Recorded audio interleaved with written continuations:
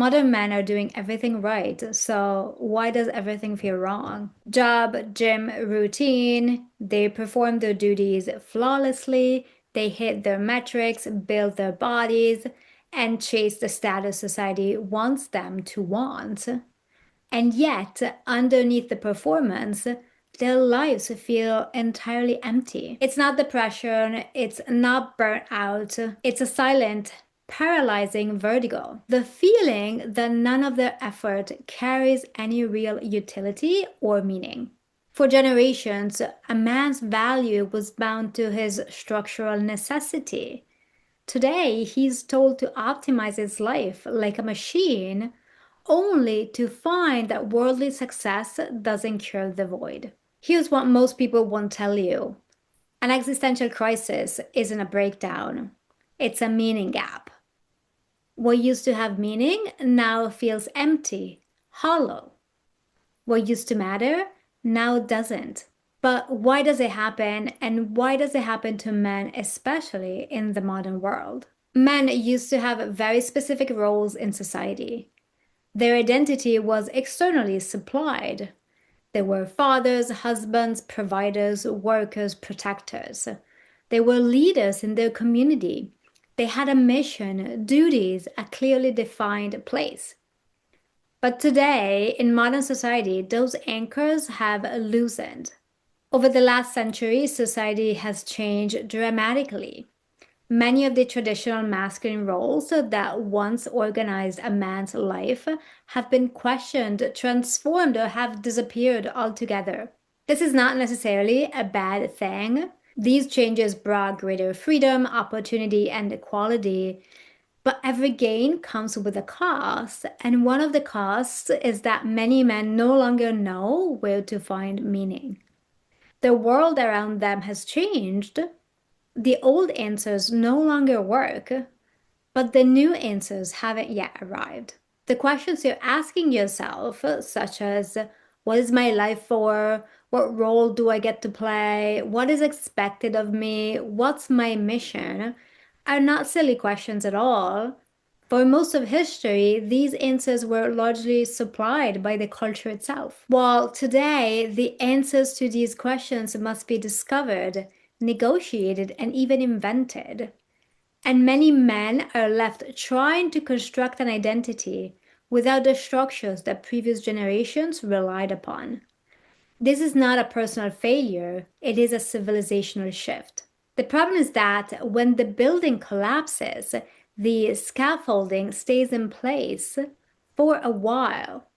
Many men are still carrying expectations that belong to an older world, a world that does not exist anymore. And these expectations are work hard, be responsible, provide, build something meaningful, but the structures that once gave those efforts a clear place have changed dramatically.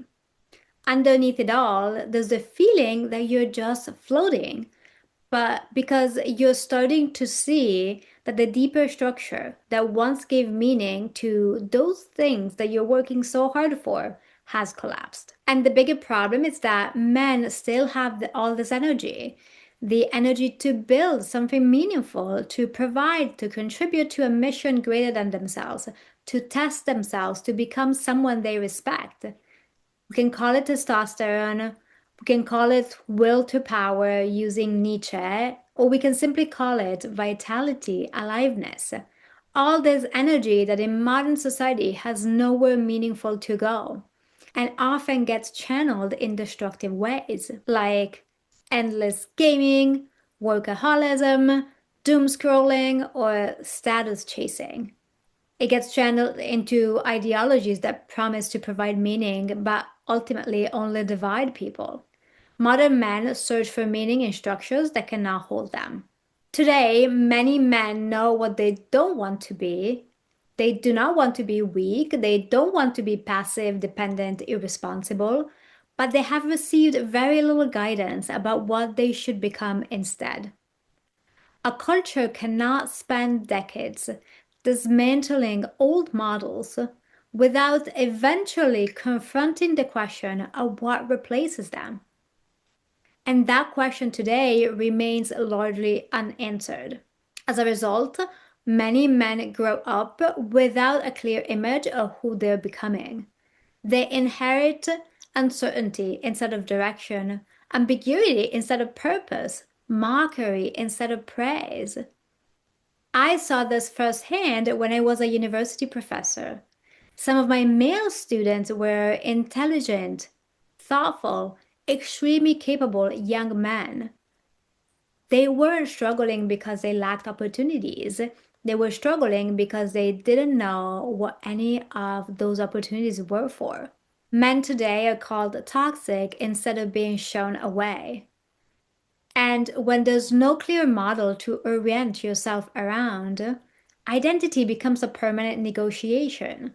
You keep searching, you keep experimenting, you keep reinventing yourself, you keep using the models passed on by your father and grandfather, even though they don't quite apply. And you never quite arrive. Until at one point you just collapse because you don't know where else to look. That is what modern men are facing today. Many men are waiting for adulthood to arrive. They assume that one day they will finally feel ready, ready for responsibility, ready for commitment, ready to become who they're supposed to become. But that day never comes.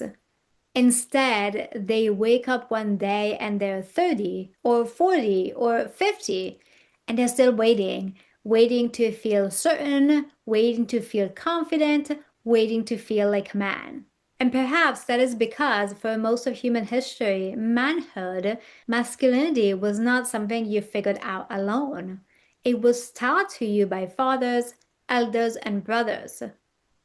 Boys were initiated into becoming men, not through information, but through example, through responsibility, through challenge, through sacrifice, through expectations that demanded more from them. The boy became a man because life required something of him, because a family depended on him, a community required his presence, because responsibility was placed in his hands. While today, many men spend years postponing that encounter, the encounter with responsibility, and not because they're weak, but because modern life allows them to. You can delay commitment, delay responsibility, delay sacrifice, delay adulthood itself for a very, very long time. And so many men find themselves in a strange position, old enough to be adults, even middle-aged, but still waiting for life to begin, still waiting for a signal, still waiting for permission, still waiting to become who they could be if they only took on challenges big enough to shape their character and make them worthy of being a man. And perhaps the deepest problem is this: many men no longer know what all of this is for. They work, they train, they improve themselves, they build careers, they accumulate skills, money, they push themselves forward, but toward what? What is all that effort serving? What is all that energy trying to become? A man can endure astonishing amounts of hardship if he believes it serves something meaningful. If he believes that it serves something like a family, a mission, a craft, a cause, a future worth building. What becomes unbearable is not difficulty itself, it's aimlessness. And this is where the existential crisis often appears. Not because a man has failed, but because he has succeeded at things that no longer feel meaningful. He realizes that movement and direction are not the same thing. Effort and purpose are not the same thing. Achievement and meaning are not the same thing. And suddenly a question emerges: what am I actually moving toward? And without direction, there's no way to actually use your energy, use your vitality, which gets channeled into unhealthy things ranging from addiction to collapse. What becomes unbearable is the feeling that none of it matters, that all your effort leads nowhere, that nobody needs what you have to offer, that your contribution is optional, that your life could disappear tomorrow and nothing would change. And most men will never say it that way. They will say they're tired, unmotivated, bored, distracted. They'll say they don't know what's going on with them. They will think they need to work harder or make more money or get in better shape or stop procrastinating.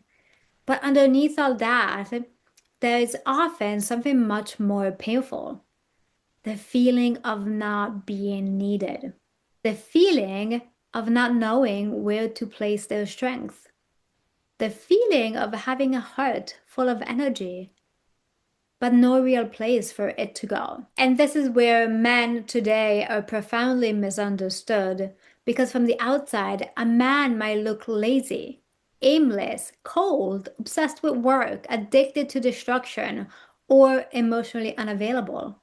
But underneath that, there's a very sensitive heart that has not found a worthy place to land. A man can look detached when he's actually disappointed.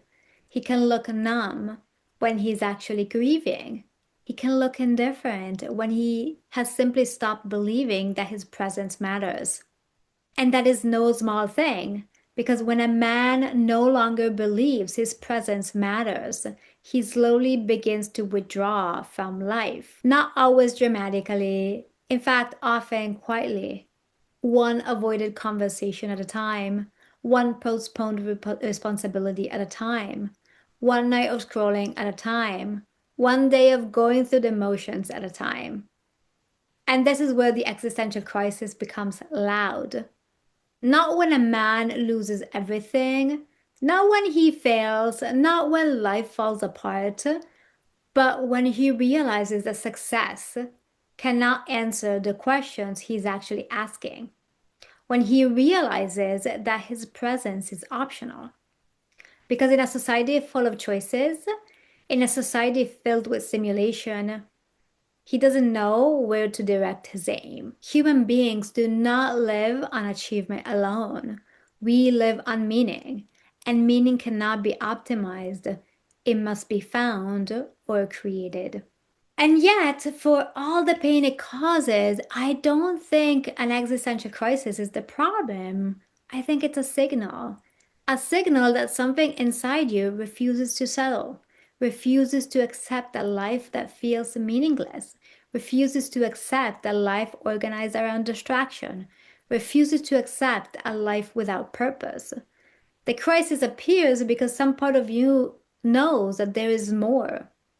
The men are called for more responsibility, more contribution, more life, more meaning, more of you.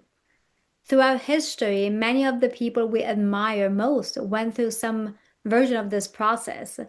St. Francis does not transform his life because everything was working. He transformed it because the life he was living no longer felt true.